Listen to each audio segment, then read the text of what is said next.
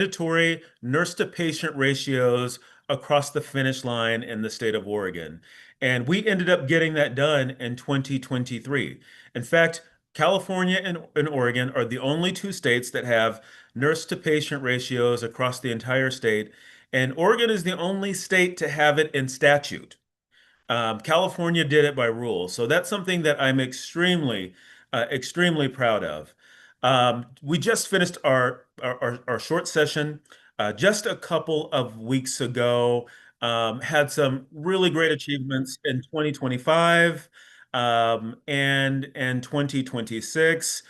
We got some critical workplace violence protections in place for nurses in the state of Oregon in 2025. I was the chief sponsor of a bill, a nurse title protection bill that said only humans can be called nurses in the state of Oregon. Washington State just passed a similar piece of legislation, and that's because we know that AI is coming, that folks want AI to come for our jobs. And I wanted to get ahead of that curve, and I wanted to make it clear that in the state of Oregon, if you're going to call yourself a nurse, you better be a human. But you know what? Things like the staffing law, things like the AI bill, things like I've done around nurse care coordination and protections for striking workers and expanding the nursing workforce would not have happened in the state of Oregon had I not been here. And that's important because when nurses run for office, we make a difference. When we get engaged and we show up in city halls and county commissions and state legislative buildings, our voices have the power to move mountains. And so I want you to know that what I have been able to accomplish in Oregon isn't because Travis Nelson is this special individual or because I've got special powers. It's because I've got unique experience as a nurse as it relates to knowing how to solve problems, knowing how to assess situations, and knowing the questions to ask, and knowing who to talk to get things done. And that those are similar skills that nurses have across the board. And so I'm extremely excited because I want to see more nurses running for office. I want to see nurses in buildings across the country where decisions are made at whatever level of government that is. And I just could not be happier to be a part of this and to have been invited. So I'm looking forward to the rally in May, and I'm looking forward to being part of future conversations. And just again, thank you so much for having me this evening. Thank you. Thank you so much, Representative Nelson. We're really excited and happy that you're part of this call tonight, but also part of our movement that we could lean on you and phone a friend when we need to. So really thank you for your time and joining, because I know that you have a packed schedule and a lot of responsibilities. We look forward to welcoming you back to our virtual rally, possibly if you're able to. But I will hand it over now to Brianna to review our legislative context and priorities. Brianna? Hello, good evening. Yeah, so I will be going over our policy brief and our legislative priorities. And so our policy brief is presented in the SBAR template. Actually, could I share my screen?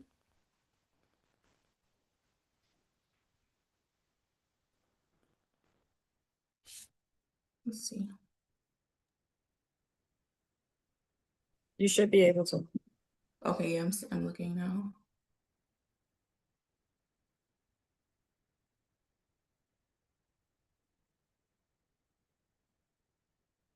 Okay, can you guys see this?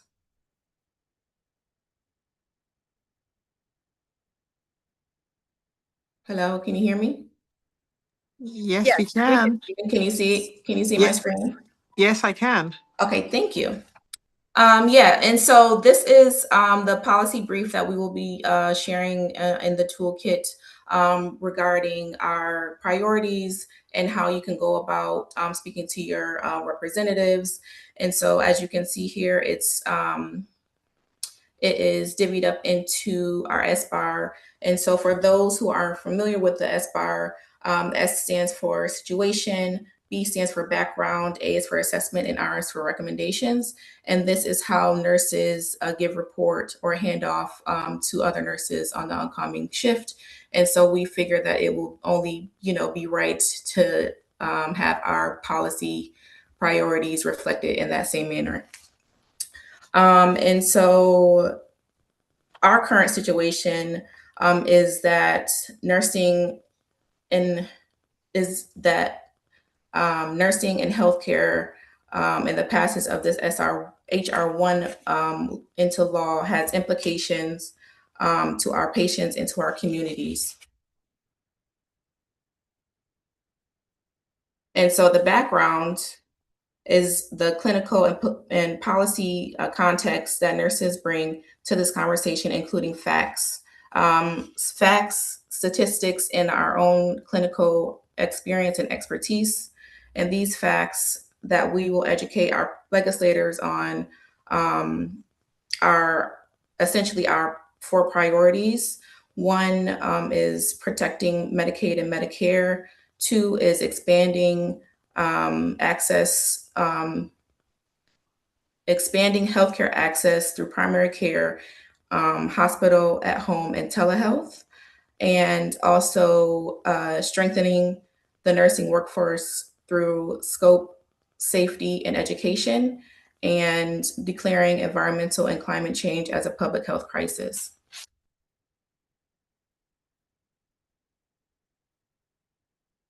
And so for assessment, and this is the clinical analysis of the current policy gaps and the real world consequences on patient healthcare delivery mentioned in our clinical findings, which you can see here that each clinical finding matches up with the priorities here. And so you can definitely use this when speaking to legislators, making your claim that these are the things that we are seeing within our communities. Yeah. And then you go down to the recommendations. And here is where we are calling on policymakers to take immediate action steps to close gaps in care, protect access to care, to healthcare, and to ensure sustained funding for these priorities as essential to effectively support this work and improve health outcomes. And with the recommendations, we do have down here our legislation that we are asking our legislators to strongly to support. So everything is laid out there. And then at the bottom, there's a description that breaks down each bill and how it could help us get the equitable care that our folks are desperately going to need. Also, how to support planetary health and our nursing profession. Thank you. Thank you, Brianna, for sharing. And I did throw it in the chat just so that everybody sees exactly what Brianna was sharing with us. So you have access now, but the situation, the background, the assessment, the recommendation. So the situation is what is happening. What are you seeing? Background, why does it matter? The assessment is the actual what you are seeing, the assessment that you're having. The recommendation is your exact ask. And then as a quick example, you can say we are experiencing staffing shortages that are impacting care. In my role, you would insert your role. I am seeing increased patient loads. I am asking you to support workforce funding.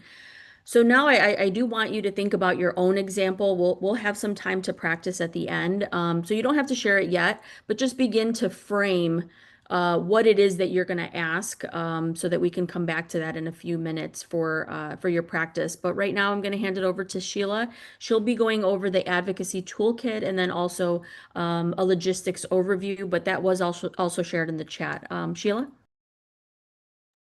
Hi, good evening, everyone. So I'm Sheila Caldwell. I'm from New Jersey and part of this wonderful team that's working on preparing for the Hill Day as well as our rally. So I'm going to just quickly share the screen to just show you what is in the toolkit. It's just a walkthrough where there's the policy one-pagers, the leave behind materials, and some uh, contact sheet. These materials will help support your message as you move forward with preparing to set up your meetings. So take time to review them. Gloria did put in the link to all of these documents, this whole folder of documents in the chat. So be sure you review them. But just to let you know what's in it, I just want to show you on the screen here, excuse me, that there is a nursing caucus in the House and in the Senate. So there's a document that gives you the list of the representatives, from the House and the Senate that are there. There is some first time expectations in how to prepare. You want to go in dressed business casual or business, no sneakers and that type thing. You cannot have logo on of a movement or anything on any kind of your clothing. And, go comfortable, wear sneakers when you're walking on the hill, but or shoes that are really good to walk in. We have a thank you letter in here. We have a template for a meeting request. We talk about the logistics of where the buildings are, because there is a map as well of the Capitol grounds. So, and the steps of walking through how to schedule your meetings. So this is just very important to know what's in this toolkit, especially if you've never done this before. And, being able to then uh, get together with people from your state to potentially maybe meet with the same legislators together, or if you might be setting up and having meetings yourself with your own individual legislators. We do know that the Senate is not in session when we are going to be down there for that date. So understand that the representatives from the House will be, but there is no problem with even considering making a meeting with the Senate staffers if they're available. The message always gets through to those actual legislators anyway, whether you're talking to staffers or you're talking directly to the legislators themselves. So for now, that's what I'm sharing, and back to Gloria. Thank you. Thank you so much, Sheila. And I did put that in the chat so that you have access to those policy one-pagers, the leave behind materials, and those contact sheets. This is a grassroots movement, so we don't have anything fancy yet, like Soapbox, that it's going to make our appointment. So you do have to do that work, but you'll be part of that grassroots movement. So please take the time to review everything that's included in that link, and make sure that you are comfortable with what it is that you're going to be sharing, your framing, your message. Come prepared. I know that we're all professional, and just be ready to engage, and also be ready to pivot if something doesn't go the way that you thought it was going to go, as far as the appointments. Maybe if they canceled for whatever reason, you can still visit the office, drop off whatever you need to, get the staffer's card, and follow up, and then share more information with your legislator so that you can share, I was at your office in DC. I missed the appointment, or the appointment was canceled, but this is the information I wanted to share. And we are here to support you throughout the entire process. Please, if you have any questions, let us know. And I will hand it over now to Therese and Cecilia to review the volunteer shift updates as well. You can go ahead. I can just briefly also add on to what you guys just said too, is I've already sent letters to Pramila Jayapal, and I've received something back. So that's exciting. Don't have a date actually yet, but they will get closer to me. So I'm excited about hearing something from them. But Celia, I don't know if you want to start or if you want me to. I'm happy to either way. You can go ahead. Okay, we are going to talk about volunteer stuff. So we have a list of volunteer duties that we have for the day of action rules. And so far, not many people have signed up, but not to say that that's not going to happen. I think once people get there and we get sorted, we will easily put you in a role. That being said, I think we are going to start, from what I understand, about 6:30. So if you are going to be participating in setting up, we need you to be there like 6:30, and we'll get you confirmed on some assignment and time location. So just be ready at that point. And I think somebody said that it is going to be potentially hot. So make sure that you are aware of that and bring some things to keep yourself hydrated. And then if you are traveling with a group of people like myself, I have 9 people coming with me from the other Washington. So I think, we'll try to team up and kind of sort each other out. And if you are with a group, maybe, somehow we can identify those things. And then there'll be a designated contact available for you if you need support. We're going to just stay in communication. We have marshals, we're going to have police liaison, a couple legal observers. We'll have some rally gear to hand out. We'll have digital team, press liaison, and we will need some people to help set up and clean up. And then coalition building. And this is all in there. I'm not going to go through every definition of it, but as you can imagine by the name, what they are. And if you have some great talents, please share those with us, because this is what we're doing. We're all bringing our lovely talents to this space, besides our nursing talents and leadership talents.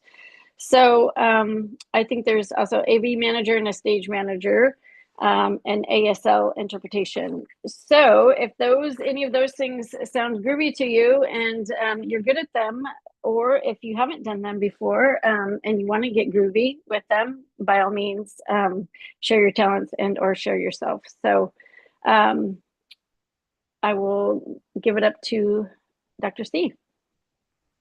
Hello. So I don't really have much more to add. I think Gloria mentioned pivoting. That's going to be very, pivotal for what we do, because, there may be a variety of different things that change as we get closer to the day. We've seen that over the last few months. So one of the things that we do want to recommend is that you should bring a fan and an umbrella, just because we're not sure what the weather's going to do. So I would recommend that. From what we know right now is that there may be a few tables specific for like check-in and the wellness area, where they're going to have water and snacks provided. We're trying to work out some details on the back end if we're going to have coffee available. Things that's going to be really pertinent is us figuring out where the bathroom. So we're going to have to track down that information, because we're not going to have porta potties. So we're trying to figure out some of those logistics in the background. We definitely need all hands on deck. So, even if you haven't signed up for any volunteering, but you come today and say, hey, I want to put me somewhere, even if it's just for an hour, half an hour, we can pivot and do that as well. Okay. And so no one is really expected to operate independently. I know that there's probably going to be some students as well. I don't know if some of you, it seems like only one, Dr. Conyers is local, but if there are other, people bringing students, then they can also help out in some capacity as well. And then, of course, the one thing that I wanted to talk about related to the Hill Day is make sure you stick to the script. Okay, we do not want, sometimes the legislators might have a certain position on something, right?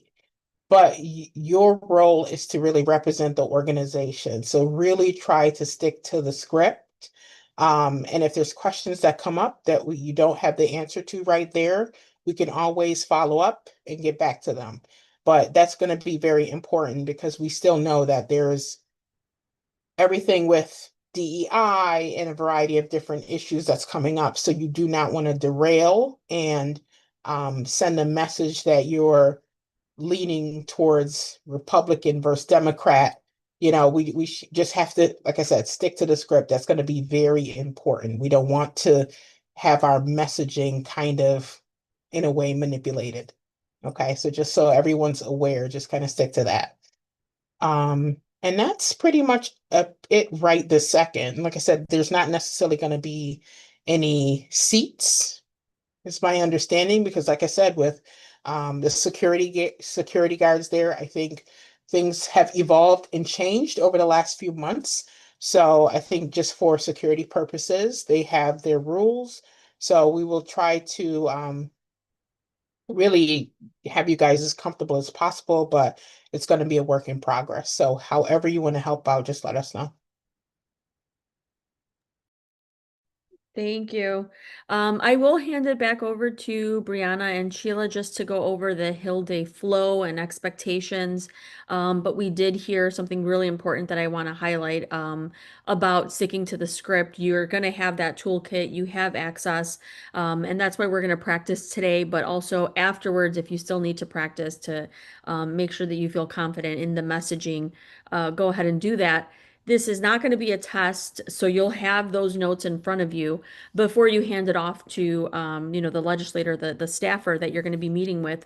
Feel free to look down. They don't expect us to be robots who look down and reflect back on exactly what's written. And then you can include your story, but make sure that the story is framed with what it is that we're being called to discuss. So Sheila, Brianna.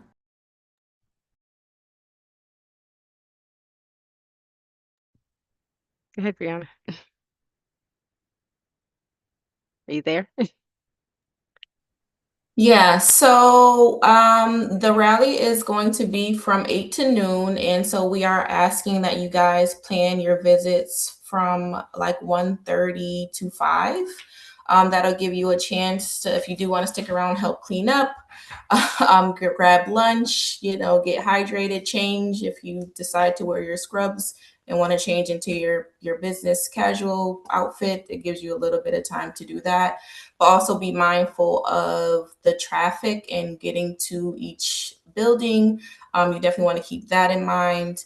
And also, we will try to see if we can get folders provided with the policy briefs in there. So we can definitely, work on that. If not, we can try to make it digital. However, we need to do that. We're going to make sure that you guys have the information. There will be a post advocacy day questionnaire that we also would like you guys to fill out to try to capture the impact that we're going to be having, which is going to be really important moving forward. Sheila, do you have anything? Well, just when you are making that visit, that the reminder again, try to stay on topic with what's important to be discussing and as nonpartisan as possible, whether you're speaking with the legislator, whichever side of the aisle they may be from. Realize that most of the meetings are going to probably be with staffers because the legislators themselves, we know they're going to be busy. They do try to make time, especially when they know there's a group like this of nurses to be visiting, but realize that is the norm when you usually visit.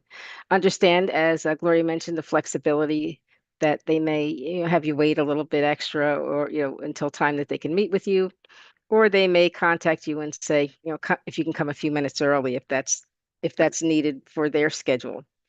Um, the attire, as we mentioned, don't take in a lot of heavy bags and all that kind of thing. Be sure that you're trying to be as frugal as possible with the items that you're carrying when you go into these buildings, because you do have to go through security if you're not familiar with that. Thinking what else could I really share about that? Because it's a wonderful experience, especially if you've never done it, to get in there and be able to really speak your voice and have your legislator know what's going on. It is a good idea, as mentioned, always to do follow-ups with them after your visit. So send an email, get those business cards because they'll have them on the counters. Get those business cards and send an email thanking them for the visit when it's after you have visited, and that. So just understand, that is it's a business type meeting. There's a question in there about backpacks. Now, I think I didn't put an answer. Yeah, generally you can, because if someone has a purse or something, but don't go in there with a whole bunch of things that they maybe end up almost like the airport having to take out of your bag that shouldn't be going through. So just think about and be conscious of what you actually have in the bag. A bottle of water is acceptable. And you can even actually, when you are in these buildings, they do have some of their areas where you can eat your lunch, you can purchase lunch. So realize they have a cafeteria there. So after the rally, you may want to go right to one of the buildings and have your lunch there, and then go have your visit with your legislator. So more or less, that's basically what else I can add to this from having gone before. If anyone else wants to, I think Miss Cecilia wants to say something. Yeah, you definitely spoke about this, but the staffers are like the nurse to the physician.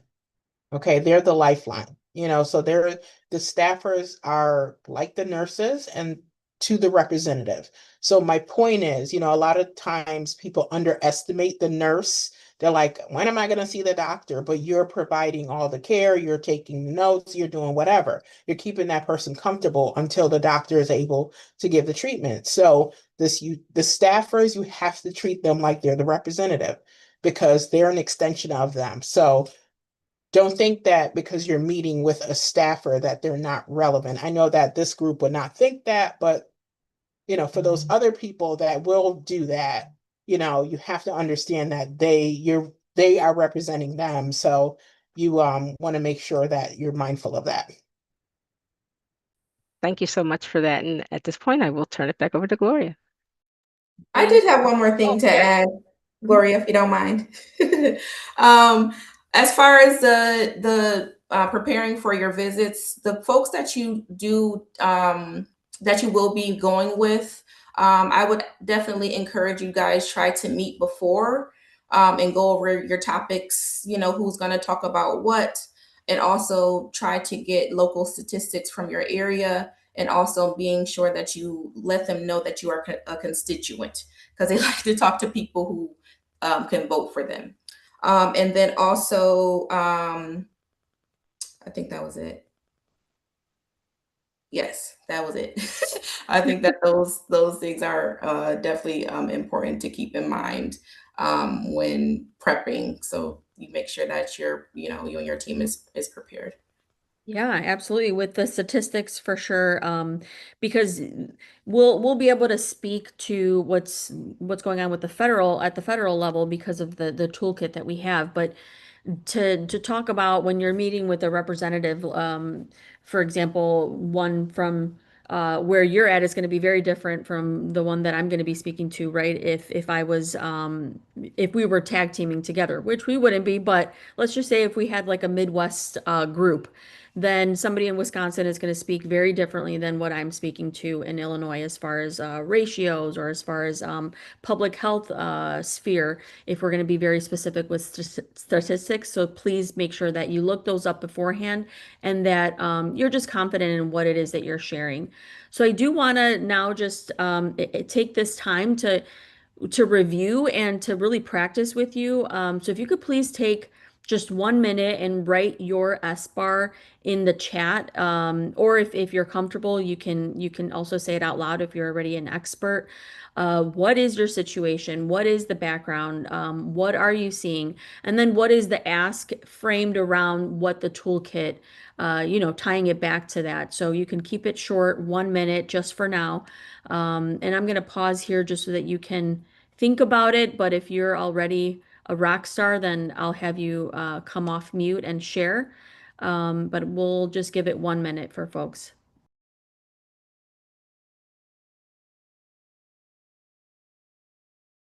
Go ahead, Dr. C. Just want to add one more thing. Just a reminder, our colors are white, red, and blue. So if you're wearing scrubs, it could be any one of those colors. Even if you're wearing business cash, if there's some form of that, that would be good to keep us in alignment. But, if you have to wear something else, no pressure, but just wanted to remind you guys.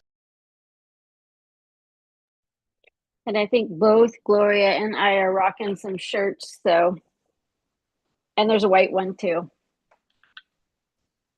Yes, it would look great under a blazer. Yes. Does anybody want to come off mute? If not, I have Molly that can share. She recently went to the Student Policy Summit with AACN. So Molly, if you want to come off mute. Sure. So my situation is Title VIII funding for advanced degrees in nursing. The background is that currently the Title VIII funding is not reauthorized, so it's not in place right now. The assessment to that is that there's already a massive faculty shorting. So those of you who live in Maryland, I use the Maryland numbers since I'm at Hopkins, and we had over 4,000 students that enrolled in nursing school in the last year in Maryland. Yay, Maryland, future nurses. Unfortunately, less than 1,200 of them were able to graduate because there wasn't enough adjunct faculty to take them onto precept. So the reason that this is a problem is that the Title VIII programming really encompasses rewarding people for teaching after they graduate. So sometimes people have said that Title VIII only applies for people that want to go on to grad school, but it actually affects our bedside nurses as well, because faculty obviously are required to have an MSN or a doctoral degree. So if we don't have that funding, we also don't have bedside nurses. And so my asks for that particular issue were to pass or to vote to pass and to sign on to the legislation in the House and the Senate to reauthorize Title VIII funding, and also to increase the funding to $610 million annually.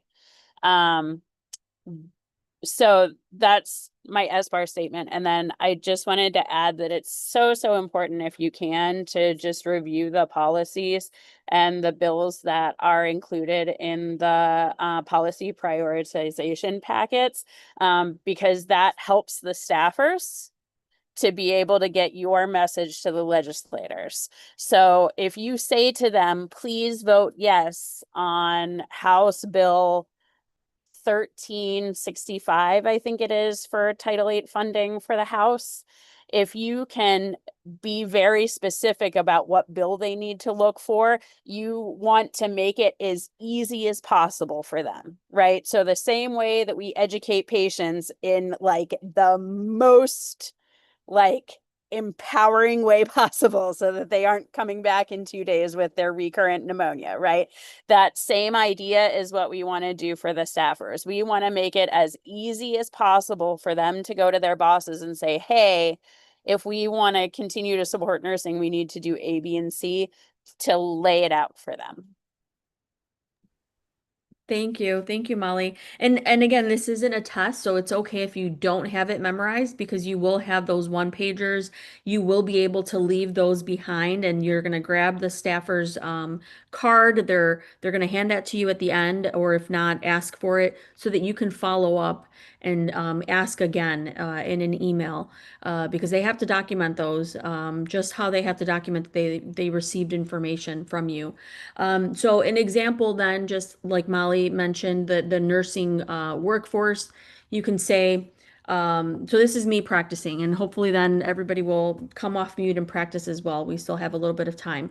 My name is Gloria Ibarrera. We are currently experiencing, I messed up. My name is Gloria Ibarrera. I'm a full-time public health nurse here in Illinois. We are currently experiencing critical nursing shortages that are impacting patient safety. There is an inadequate federal investment in nursing education and workforce development. In my practice, I am seeing higher patient loads and delays in care that directly affect outcomes. I am asking Senator, Representative, to fully fund Senate Bill 1874, the Title VIII Nursing Workforce Reauthorization Act, to strengthen the nursing pipeline.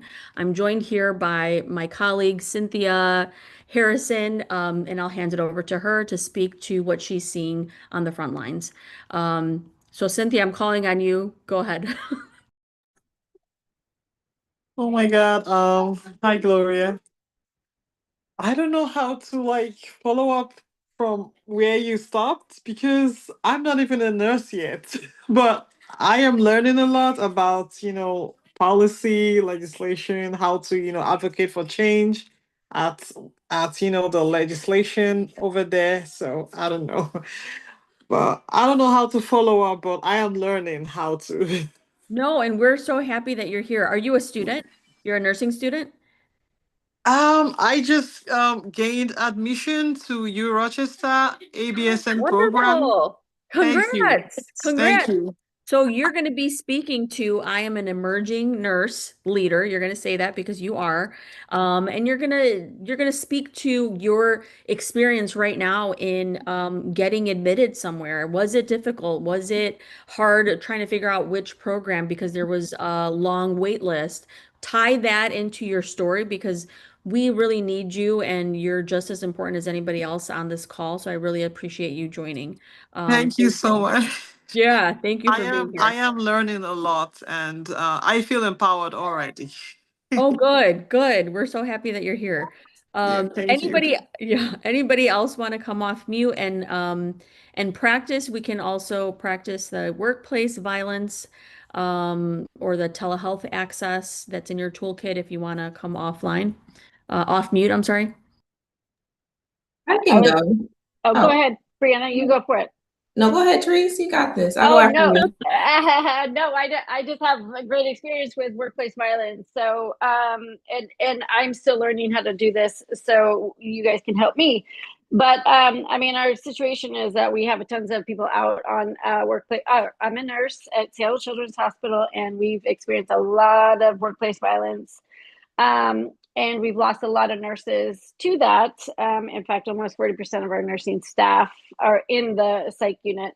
And let's see, I want to make sure, and most of these nurses have actually been using their own PTO to until they get their time off. And once they get their, whatchamacallit, their investigation done, they pretty much have to use their own PTO, which is not okay because it's a workplace violence scenario. And so they should not have to use their own PTO to do those things. And so therefore, a lot of people don't turn these things in or report these instances. And so what I'm asking for you is to support us in these endeavors, and I'll have to practice my bill. But workplace violence is a really huge one, and especially we've experienced that. So that was just off the cuff, so you can tell I have a lot to work on, but passionate about the whole scenario. And you don't have to be, like you said, don't have to be perfect, but we have definitely lots of things to work with there. So go for it, Brianna. I was just going to throw a workplace violence one in there. Okay, yeah, no worries. And so my name is Brianna Patterson. I am a family nurse practitioner working in occupational medicine, primary care, and academia. And I am here to speak with you guys about how the HR bill into law has detrimental impacts on the communities that I live in and work for. And so that's the situation. And so the background, this new bill will decrease state directed payments for Medicaid recipients. And so that will restrict the access that they are able to get to quality, equitable care. And they won't be able to afford this care without the Medicaid that they are and is being funded right now. And these cuts are estimated to $100 trillion over the next 10 years. And so, yes, it seems like a long time, but it's going to be happening like around the corner. And the assessment, so that's the clinical finding, is that patients are in distress and will continue to be in distress. And the HR 1 has enacted systemic damage to coverage infrastructure. And so with this, if nothing is going to be done to reverse it, that up to 17 million Americans can go without coverage. And that includes 40% of the children that are recipients of Medicaid. And so the recommendation is to strongly urge you to pursue corrective legislation to reverse HR 1 and restore Medicaid pathways, eliminate work restrictions, and reinstate staffing minimums for nursing homes. And then I would also, thank them for a bill that they have, supported in the past that's similar. You definitely want to look up legislation that they are also supporting as well, to bring some context and know, who you're speaking with. Thank you.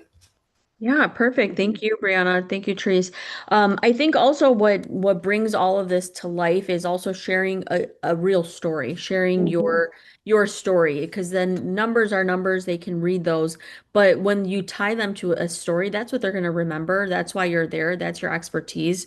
So making sure that we include that. And if you're tag teaming, even better, one could be the stats person, the other one could be the story that really hits home, that staffer is going to write it down and mention, oh yeah, and you know what, they were actually discussing this, and they mentioned how that somebody lost Medicaid, and this is what happened as a result of it, and this was a constituent of yours in such and such neighborhood. Anybody else want to come off mute and practice or share or ask any questions that you have about this process or how you can strengthen it?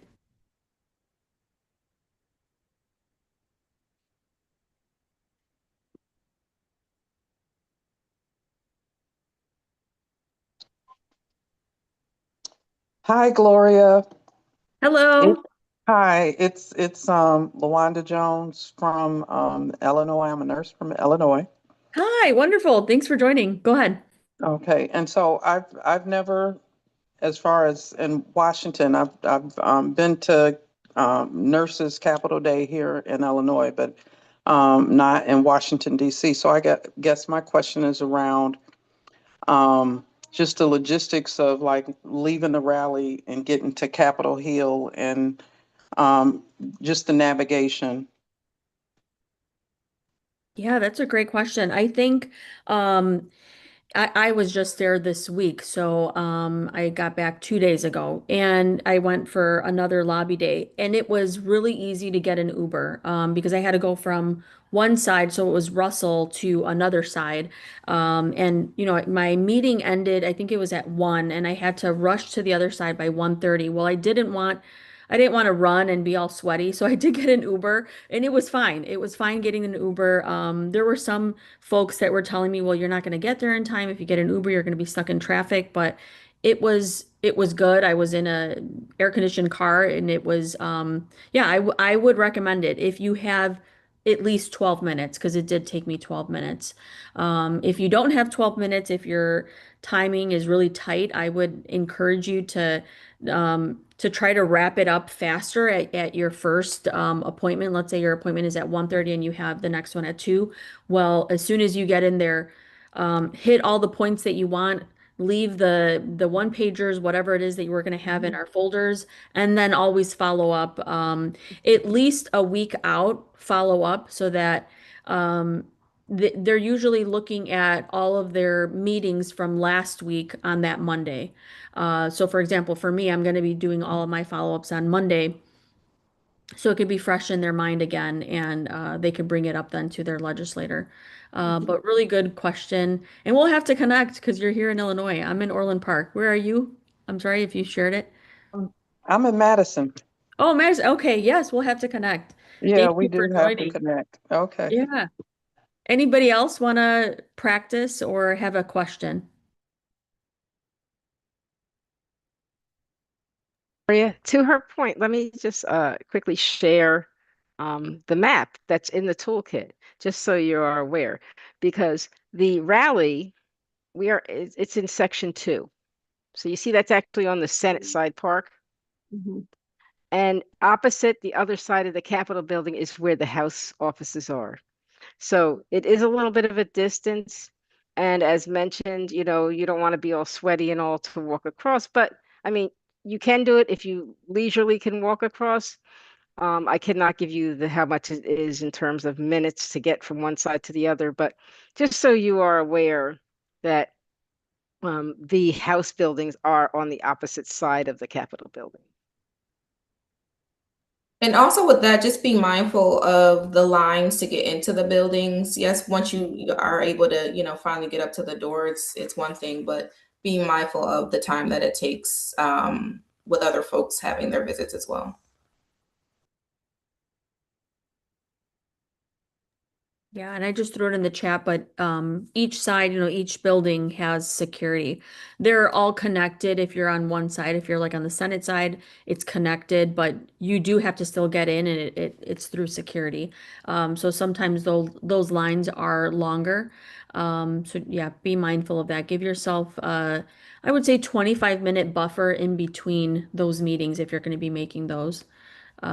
If it's just a leave behind that you're doing, if it's not a secured appointment and it's just like you're just passing through, then those will be shorter, so you can do those quicker. Any other questions? It's 8:22 my time. I want to be mindful of your evening as well. Gloria? Hi, yes, Mary, go ahead. I'm Mary Forrest. I'm from Gladwin, Michigan. I'm a retired nurse practitioner who went back, and now I'm adjunct faculty teaching nursing students at a community college. So your toolbox looks great. I haven't had a chance to study it yet, but I'm wondering, is there scripting on that toolbox that would help us navigate our first legislative meeting? Yeah, and so Mary, there is some information within the toolkit. I'm not exactly coming to mind which document does have a script in there. Maybe I think it's like the first time. I think that's where we have it. Yeah. What is the document called? Just for reference, you're on mute. Is it First Time Advocates, that one? Yes, the thank first you. time, Yes, right? thank you. I know it's something like that. I appreciate it. I don't have the toolkit pulled up, but yeah, there is some scripting in there. Yeah, I'll add it right now to the chat. So it does give you that Thank you. format that I had copied and pasted. So my name is blank. I'm a nurse from blank. I work in blank. I'm here to talk to you about the current healthcare policies that are affecting my patients and my profession, and then moving on from there. They're not going to be recording you, and please don't record them. You'll get on like a banned list. Don't record them, but they're not going to be recording you. So anything that you're sharing, if you get a bill number wrong, it's okay. You're going to have those sheets to leave behind, and you're going to be able to correct any of your mistakes when you follow up with them via email. So just speak from the heart, I would say, making sure that you tie what it is that we're advocating for to your actual story. So frame it in that way. But this First Time Advocate, it also has a 60-second advocacy story part so that you can see the structure, keeping it real, keeping it brief. And if you don't know the answer to a question that they're asking, please don't make it up. Just say, let me get back to you on that. And you can definitely do that. Do your homework then after, and a week after you can follow up with them. So we do have on this sheet as well the do's and the don'ts. Don't share patient identifiers. Don't argue or debate. Don't worry about saying things perfectly. Please be professional and respectful. Stick to those shared talking points, and then ask for support or follow-up.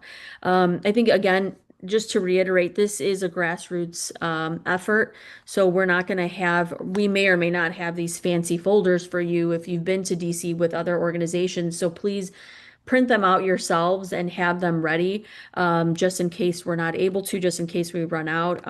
This is the part where we have to pivot and we have to be ready, and print out a little extra too. So if somebody there at the rally misplaced theirs for whatever reason, or wasn't able to get a folder before they all ran out, you can hand them, your extras. And this is part of the grassroots effort that you're going to be a part of. And we're really happy to have you. Anybody else have any questions, or if you want to practice right now? If not, we'll see you next week. It's about to be 8:30 my time. Go ahead. Oh, Therese, go ahead. Oh, sorry, I just had my little hand up. I just wanted to ask, I don't know, I know at our Hill Day, we asked them to take a picture with them. Is that okay? Are they accepting of that? It seems like they want to be out there too. So if we can, Yes. I always ask for a picture and get all cool like that and then share it. So, The yeah. legislators are open to pictures. Some of the Okay. staffers are not Okay. because, and this is, they finally told me, I'm like, well, why don't they want to take pictures? Yeah. They're way younger and they want to, I just thought they would be okay with it. Well, it's because they don't want to be identified with like one legislator only, because then what if next year or the following year they need to transfer somewhere else? And that's gonna, you know, hinder their job growth in DC. Okay. Good to know. One quick thing. And so as far as like trying to find out who's in your area, I am going to try to figure out a way to have like a Google Doc or something circulate somewhere that we can all put our information, just as far as like, you know, where we are, and if you have meetings scheduled in the time like that. So we can definitely try to get that figured out so we can all know where we're going and keep track of each other. And that was another thing I was going to add too. Is anybody on the call already have a meeting with somebody? Or I don't know if somebody wants to put it in there, they can share who. And I think that's exciting. I mean, like I said, Pramila Jayapal, hopefully, and then our two senators, Patty Murray and Maria Cantwell, are also in the know. So either we see them or somebody else, but that's Washington State. I think Veronica was gonna.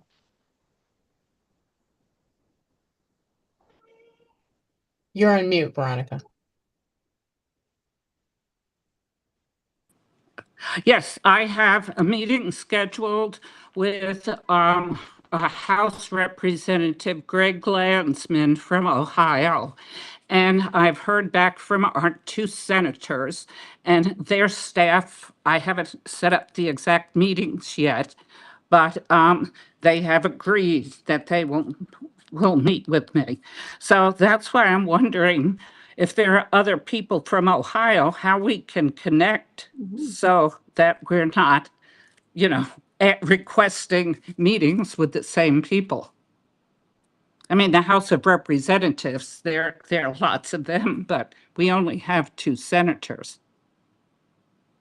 Well, and the other thing too is if people don't have meetings to go to, they can always go with somebody else to kind of learn the steps and learn how, if you don't get a spot with your senator or any of your reps, you can go with somebody else who is going. I think, I don't know if you have to be pre-planned. You correct me if I'm wrong. Well, one of the senators, staffers sent back to me and said, who are the other people who are constituents of Senator Marino who's coming with you? So that's why I kind of need to know. So how is there going to be a way that we can connect with other people from our state? Yeah, and so as I just previously mentioned, I was going to try to get a Google Doc circulated with everyone and where they're from and what meetings they have scheduled. So I'll use everyone who's registered and everyone else who is interested in Advocacy Day, so we can try to collect some information and not duplicate efforts. Good. Wonderful. Well, we're right on time here, 8:30. Thank you, everyone. This is, it's not like we're going there tomorrow, so this is there's still time for you to practice. We're going to have another meeting. This is going to be next week, and maybe we'll have that Google Doc so that we can see who's going from our state so that we can connect and practice with each other, so that it's not people talking at the same time or missing things to say. It'll just be a good round robin, practice that you can do with those coming from your own state. Before we log off, if everybody can maybe get on camera so that we can take a photo, and then we'll be all set. One second here, let me see. Okay, I see Molly, Cynthia, Veronica, hello. Mary, hello. All right, are we ready? I'll take it now. Brianna, where'd you go? Oh, there you are. Okay. You know what? I'm trying to get on camera. It's Lawanda. Oh, hi, Lawanda. Are you on camera? I'm coming on camera now. Okay. There you are. Hello. Hi. Okay. Let me put this on here. Okay. Hi, Diana. Be safe driving. Three, three, two, one. Okay, I'm gonna do one more, just in case we have anybody with their eyes closed.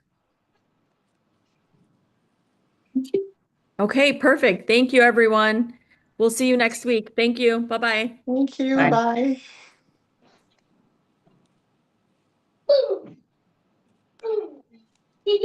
Oh my goodness. Okay. Thanks, Molly. Let's say hi.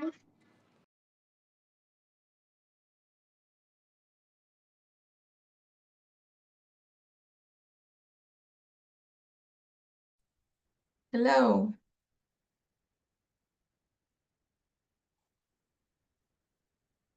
Dr. Linder, you still there? I'm here. I'm just My mommy is here. Oh, she just left.